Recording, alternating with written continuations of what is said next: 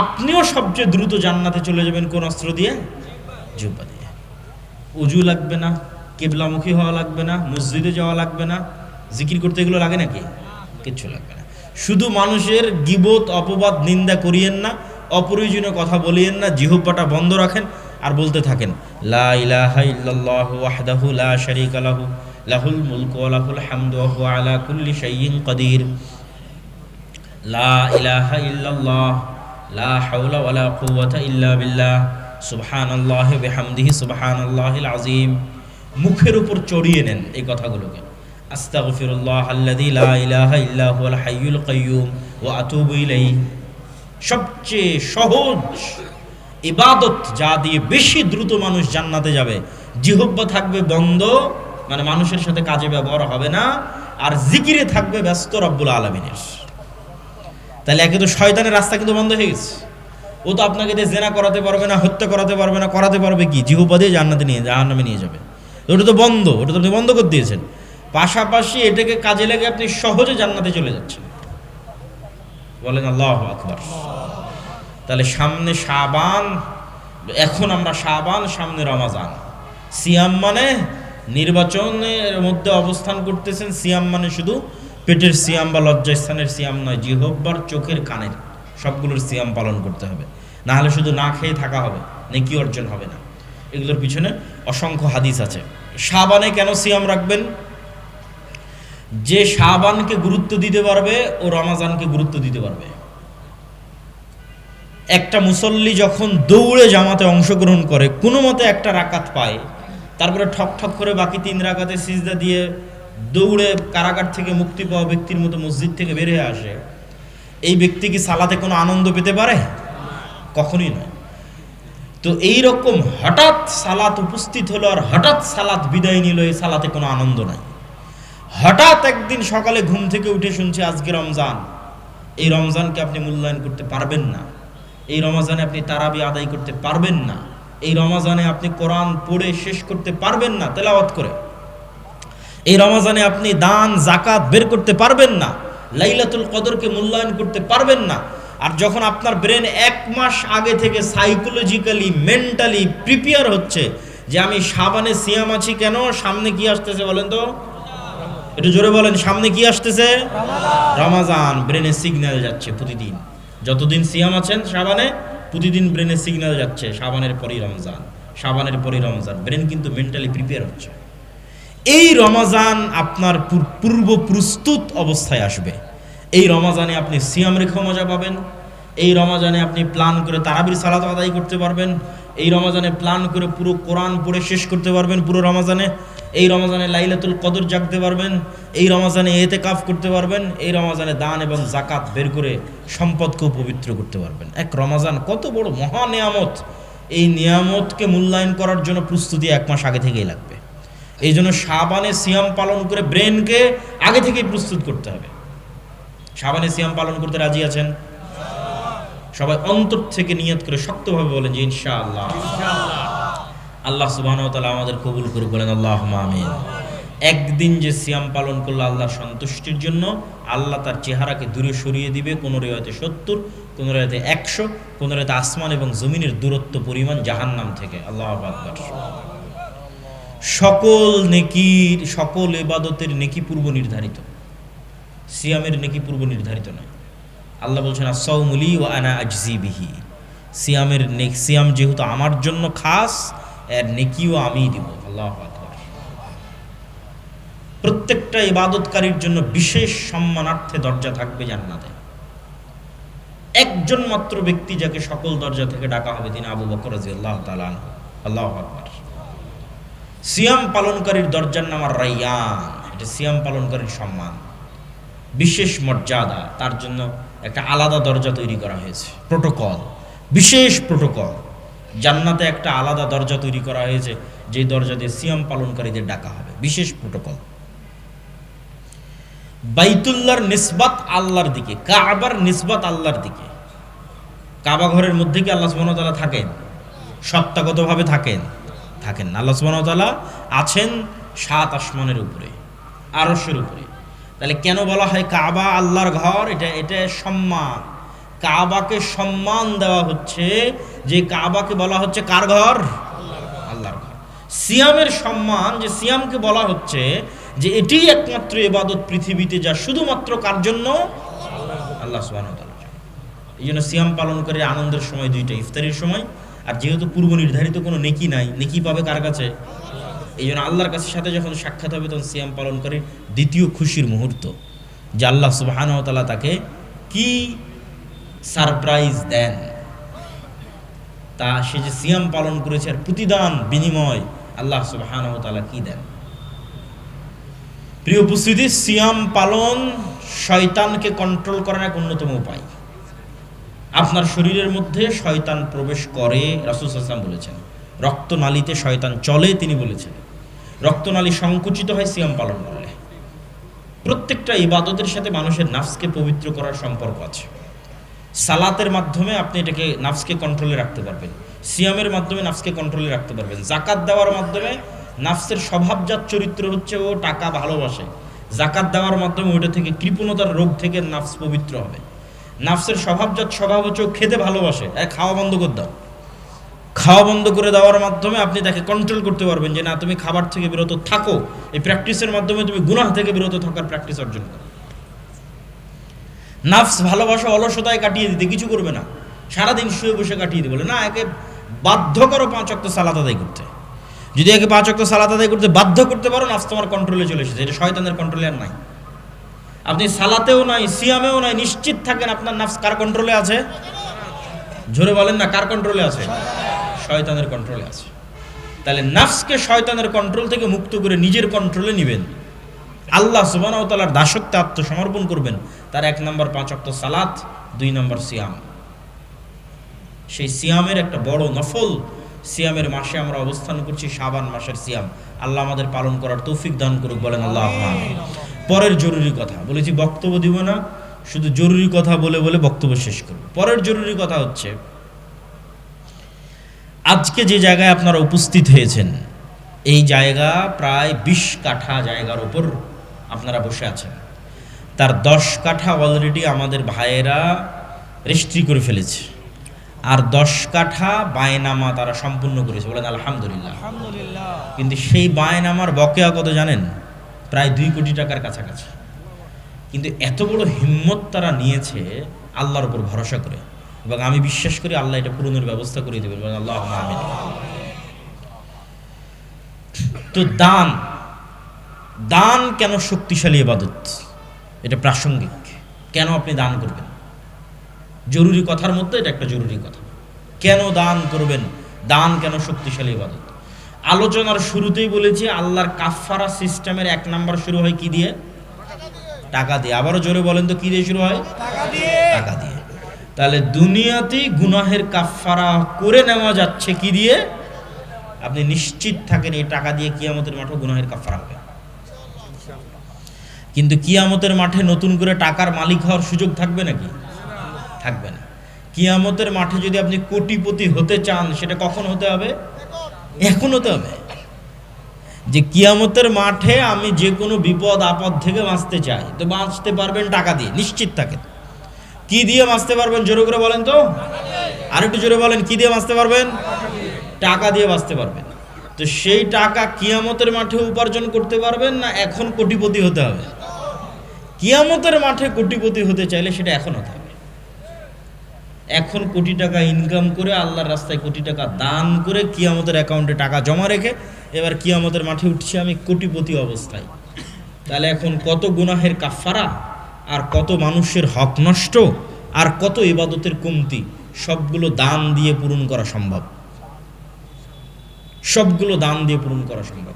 এই জন্য আল্লাহ সুবহানাহু ওয়া তাআলা বলেছেন, ইন্নাল্লাহা আশতারা মিনাল মুমিনিনা আনফুসাহুম ওয়া আমওয়ালাহুম বিআন্না লাহুমুল জান্নাহ। আল্লাহ জান্নাত বিক্রি করে দিতে চান 2 শ্রেণীর মানুষের কাছে, যারা তাদের সবচেয়ে দামি সম্পদ নিজের আত্মাকে আল্লাহর রাস্তায় কুরবানি করে দিবে, মানে জিহাদ ফি সাবিলিল্লাহ করে শহীদ হয়ে যাবে। 2 নাম্বার, যারা তাদের ধন সম্পদ দিয়ে জান্নাত কিনতে চায়। ঠিক গুলশানে প্লট বিক্রি হয় না, ফ্ল্যাট বিক্রি হয় না, আল্লাহ জান্নাতের ফ্ল্যাট সেল করছেন, আল্লাহ বিক্রেতা। এবং এটাকে আল্লাহ ব্যবসা হিসেবে নাম দিয়েছেন, হাল আদুল্লুকুম আলা তিজারাতিন তুনজিকুম, তো আমি কি তোমাদের এমন একটা ব্যবসার কথা বলবো না যেই ব্যবসা তোমাদের নাজাত দিবে জাহান্নাম থেকে? এটা ব্যবসা, আল্লাহ বিক্রি করবেন, সেল করবেন। জান্নাতের ফ্ল্যাট, জান্নাতের প্লট, জান্নাতের বাগান, জান্নাতের নদী নালা ঝর্ণা সব বিক্রি হবে। একটা গল্প শোনেন। একজন ব্যক্তি রাসূলুল্লাহ সাল্লাল্লাহু আলাইহি ওয়াসাল্লামের কাছে এসে বলছেন, আল্লাহর নবী, আমার বাড়ির পাশে একজন ব্যক্তির খেজুরের একটা গাছ আছে, যে খেজুরের গাছ হেলে হেলে পড়ে আমার বাড়ির মধ্যে ঢুকে গেছে। আমার ছোট ছোট বাচ্চারা সেই গাছের খেজুর পাড়ে, সেই ব্যক্তি বকাঝকা করে। রাসূলুল্লাহ সাল্লাল্লাহু আলাইহি ওয়াসাল্লাম ওই ব্যক্তিকে ডেকে পাঠিয়ে বললেন, জান্নাতে একটা খেজুর গাছের বিনিময়ে এই খেজুর গাছ তুমি এই গরিব মিসকিন মানুষকে দিয়ে দাও। বলেন আল্লাহু আকবার। বিক্রি হচ্ছে না? হচ্ছে না? বিক্রি হচ্ছে। জান্নাতে একটা খেজুর গাছ পাবে আর দুনিয়াতে একটা খেজুর গাছে দিয়ে দিবে, তাহলে জান্নাতের খেজুর গাছ পর্যন্ত বিক্রি হয়ে যাচ্ছে। চিন্তা করেন, জান্নাতের খেজুর গাছ বিক্রি হয়ে যাচ্ছে। এখন এই ব্যক্তি রাজি হলো না। এখানেও শিক্ষা আছে, ব্যক্তি মালিকানায় নবীরও জোর চলে না। ইসলাম ব্যক্তি মালিকানায় বিশ্বাস করে। টাকার মালিক আমি দিব না, দান করব না। যেমন যিনি এখন এই 10 শতকের মালিক, তিনি যদি বলে যে না আমি এটা দিব না, তিনি চাইলে দানও করতে পারে। কিন্তু যদি বলে না দিব না, তাহলে কি আপনি জোর করে নিতে পারবেন? পারবেন না। ব্যক্তি মালিকানায় নবীরও জোর চলে না।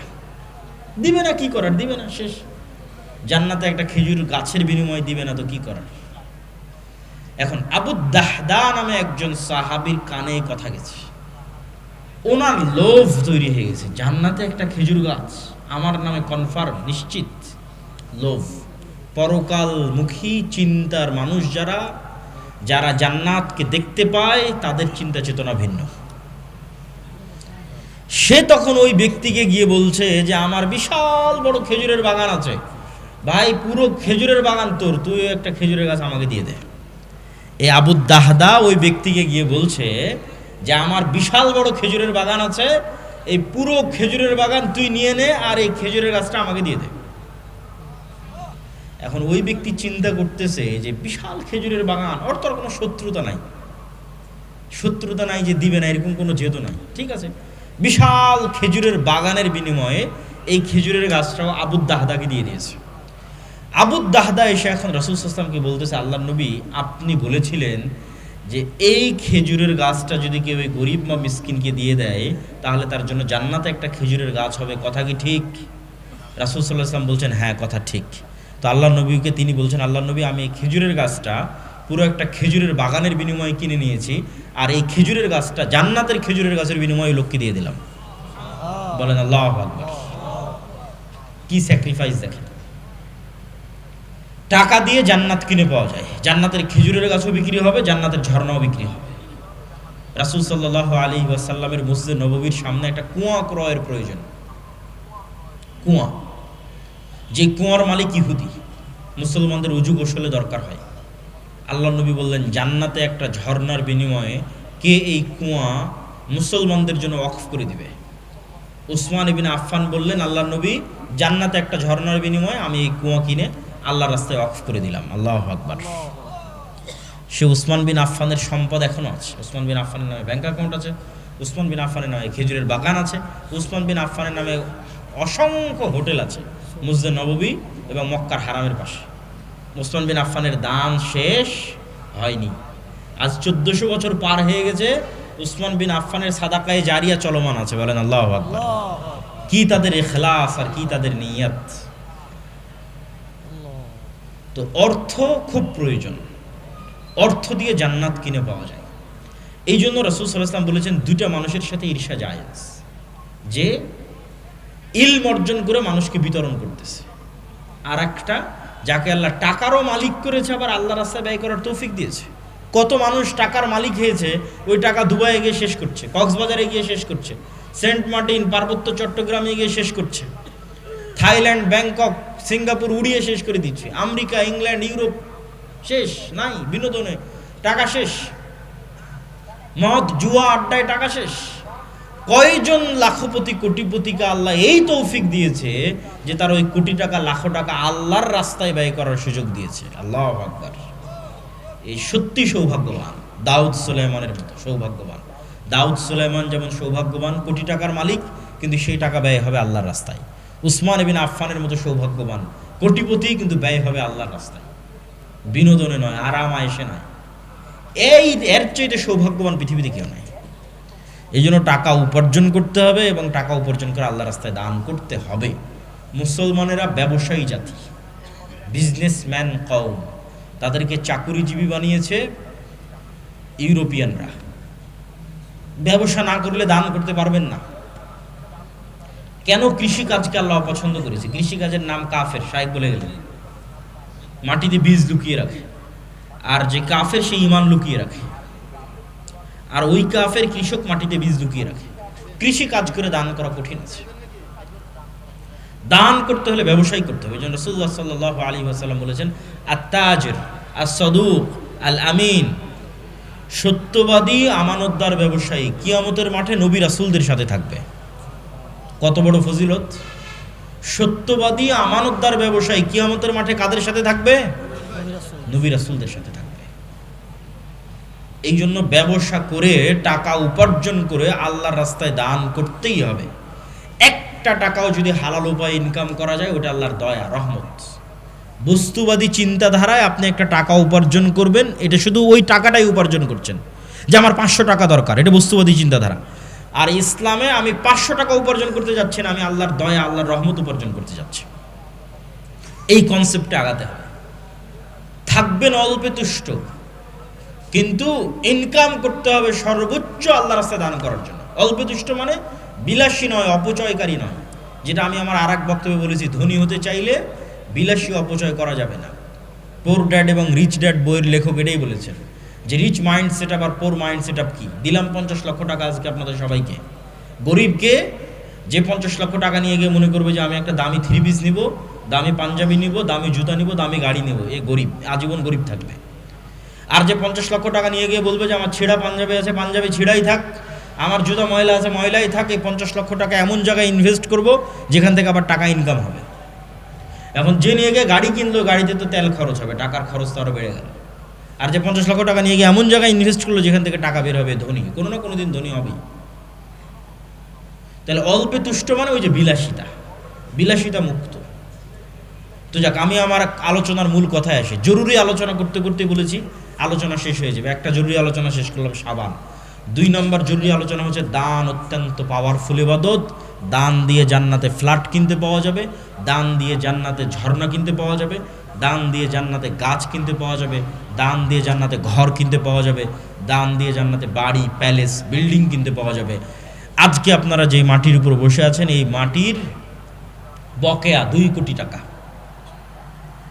প্রথমত আমরা এখন বৈঠকি দানে অংশগ্রহণ করব। দ্বিতীয়ত, যার পক্ষে যেভাবে সম্ভব, কুমিল্লা অঞ্চলের যত মানুষ প্রবাসে আছেন সবার প্রতি আহ্বান থাকবে, আপনারা হোয়াটসঅ্যাপ গ্রুপের মাধ্যমে একত্রিত হয়ে আমেরিকা হন, ইউরোপ হন, সৌদি, দুবাই, কুয়েত, কাতার, বাহরাইন, যে যেখানে আছেন, হোয়াটসঅ্যাপ গ্রুপের মাধ্যমে একত্রিত হয়ে ভাইয়েরা যে পার স্কোয়ার ফিট কত টাকা যেন নির্ধারণ করেছেন, 2500 টাকা। 2500 টাকা সর্বনিম্ন, 2500 টাকা, এবং সর্বোচ্চ যতদূর সম্ভব। তারা 6 থেকে 7 মাস সময় নিয়েছে। সামনে রমজান আসতেছে, এই রমজানকে সামনে রেখে এই টাকা কুমিল্লার মানুষকে আদায় করতেই হবে, বলেন ইনশাআল্লাহ। এই কুমিল্লার কোটবাড়ির ভাইয়েরা অনেক স্বপ্ন করে মেইন রোডের পাশে জামিয়া সালাফিয়া গড়ার স্বপ্ন দেখেছে। আমরা আমাদের জীবদ্দশায়, শায়েখ আব্দুর রাজ্জাক বিন ইউসুফের জীবদ্দশায় এত দামি জমি কেউ জামিয়া সালাফিয়াকে দেয়নি। কুমিল্লার মানুষ যত দামি দামি জমি জামিয়া সালাফিয়াকে দিয়েছে। আল্লাহ কুমিল্লার মানুষকে কবুল করুক, বলেন আল্লাহুম্মা আমিন। তাই এই বাকি কাজটুকু আর আপনারা অধুরা রাখবেন কেন? তাই কুমিল্লার যে যেখানে আছেন, সমগ্র কুমিল্লাবাসীর প্রতি যাবেন, ভিতরে লোকজন আছে যাওয়ার মতো। আমরা সবাই যারা স্টেজে আছি তারাও একটু অংশগ্রহণ করি বৈঠকি দানে। কেউ আমরা খালি হাতে যাব না। আর তারপরের জরুরি কথা কি, মাসিক আল ইতিসামের কথা বলেছি, এটা তো নিবেনি। আল্লাহর পথে যাত্রা, যা আলোচনা এবছরে বিভিন্ন বইয়ে বিভিন্ন জায়গায় করেছি। এই সিজনের শুরুতে আলোচনা করেছিলাম, জি, বলতেছি। এই সিজনের শুরুতে আলোচনা করেছিলাম ফেরেশতা, দুই একটা বক্তব্য যদি শুনেছেন আমি জানি না, যারা এই মিডিয়াতে আছে তারাও সেই বক্তব্যগুলো ভালোভাবে ধরতে পেরেছিল কিনা। ফেরেশতার উপর পুরো 1 ঘন্টা 1.5 ঘন্টার বক্তব্য আছে, শয়তানের উপর 1 ঘন্টা 1.5 ঘন্টার বক্তব্য আছে, রূহ নফসের উপর বক্তব্য আছে, সবগুলোই বই থেকেই বলা। জিকিরের উপর আলোচনা আছে দাওয়া সেন্টারের জুমার খুতবায়, ইতিসাম টিভিতেও পাওয়া যেতে পারে। তো এই বইয়ে অসংখ্য গুরুত্বপূর্ণ আলোচনা আছে যা মানুষকে আল্লাহর সাথে কানেক্টেড করবে। এই বইয়ের কাজ কি? এই বইটা প্রত্যেকটা মসজিদ, মাদ্রাসা, দাওয়া সেন্টার, স্কুল, কলেজ, ইউনিভার্সিটি, যেখানে হালাকা সম্ভব 5 জন 10 জন একত্রিত হয়ে প্রতিদিন 2 পৃষ্ঠা 3 পৃষ্ঠা 1 পৃষ্ঠা অথবা প্রতি সপ্তাহে 2 পৃষ্ঠা 3 পৃষ্ঠা একত্রিত হয়ে বইটা পড়তে হবে। আল্লাহর পথে যাত্রা। এই বইটা তাজকিয়াতুন নফস, আমাদের আত্মাকে পরিশুদ্ধ করে আমরা যে চাচ্ছি যে আমরা একটি ইসলামী বিপ্লব পূর্ণাঙ্গ বাংলাদেশের মাটিতে ঘটাবো, শাইখ বলে গেলেন সালাফি মানহাজের বাংলাদেশ, তার শুরুটা কি দিয়ে হবে? তার শুরুটা আপনি এই আল্লাহর পথে যাত্রা বই পড়ে এটির উপর আমল করা প্রথম ধাপ। দ্বিতীয় ধাপের আরেকটা বই আসতেছে ইনশাআল্লাহ, এই বছরই সেটি নিয়ে আসার চেষ্টা করতেছি।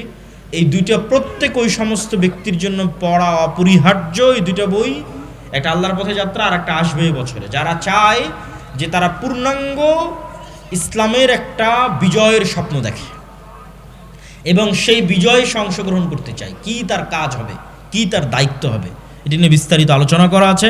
মাসিক আল ইতিসামের এই মাসের সম্পাদকীয় খুব গুরুত্বপূর্ণ, নির্বাচন কেন্দ্রিক যত গুণা দরকার হয় শুধু এই প্রবন্ধটা আলাদা করে লিফলেট করে ফ্রি বিতরণ করা দরকার। নির্বাচন কেন্দ্রিক যত গুণা, পারলে পুরো ইতিসাম ফ্রি বিতরণ করবেন, না পারলে শুধু এই সম্পাদকীয়টা আলাদা করে লিফলেট করে সারা বাংলাদেশের এই নির্বাচনের মৌসুমে তারা মানুষের দ্বারে দ্বারে ভোট চেয়ে বেড়াবে। আপনারা মানুষকে জাহান্নাম থেকে বাঁচানোর চেষ্টা করবেন, বলেন আল্লাহুম্মা আমিন। সবারই ঢুকতে বল। আচ্ছা, আমাদের যত ভলেন্টিয়ার আছে সবাই ভিতরে প্রবেশ করেন। সকলের প্রতি উদাত্ত আহ্বান যে আপনাদের এখন এখানে খাবারের ব্যবস্থা করেছে ভাইয়েরা, তারা তো এখানেই খাবারটা গ্রহণ করবে, তাই না? আপনারা অবশ্যই আমার বক্তব্য শেষ হওয়ার পর সারিবদ্ধভাবে বসবেন। সারিবদ্ধভাবে বসে আপনারা খাবার সুন্নাত অনুযায়ী বিসমিল্লাহ আলহামদুলিল্লাহ বলে খাবার গ্রহণ করে শয়তানকে সুযোগ দেবেন না, হইচই হই হুল্লোড় করবেন না, ঠেলাঠেলি করবেন না। আর শাইখ আব্দুর রাজ্জাক বিন ইউসুফের কথা বলতেই হয়, যেহেতু উনি এই প্রতিষ্ঠানের মূল উদ্যোক্তা, স্বপ্নদ্রষ্টা, ওনার কিছু কথা স্মরণে রাখবেন। উনি যখনই জামিয়া সালাফের কথা বলে ওনার দুটো কথা সব জায়গায় থাকে।